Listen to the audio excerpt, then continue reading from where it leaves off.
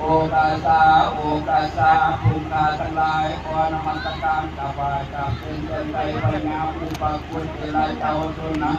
อากาศกันด้วยอาคมผมหมายใจการในใจรูปาจุดา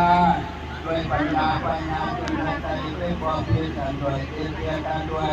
ความคำภูมิกาทั้งหลายขอโอกาสอาราธนาขอเป็นนามหาสมุทรคงคาอันเจ้าลีลาดีเทียนฟังแก้วอันเดียแนวด้วยอาคมจากประชนเกิดที่มีเทวามีเสียบากว่าอรหันต์ทั้งหลายอาจารย์จงกล่าวคาถาบาปุปปุตโตมาเทโรวิจักขุดามุตโยเอกามาโลขออาราธนามาปะมานังมาทั้งหลายอันนี้พญามาเป็นเขากับการพูดการที่มาแล้วเกิดเหตุที่ตามมาและไปเหตุที่ตามมาอันใดบังเกิดให้ภูมิสัตว์ทั้งหลายภูมิกาทั้งหลายก่อนอยากไปฟังธรรมเทศนาในภูมิมาสตาที่ดีขออาราธนา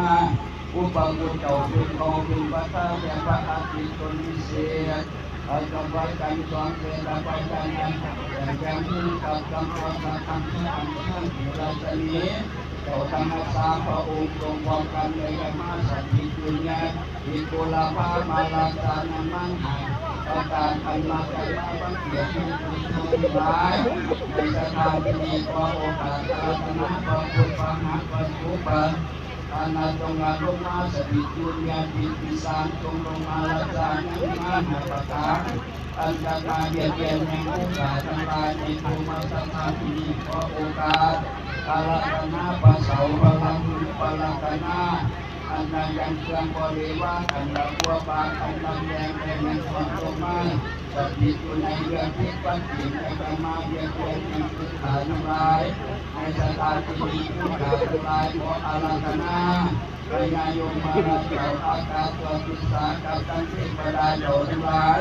อันรักษาอยู่ในสถานที่นี้จงจำมาอยู่เรียนผิดร้อนจงมารักษาอย่างมั่นหาประการจักรมาเรียนเรียนอย่างภูมิขาทั้งหลายขอการเดินนังกโรมหะ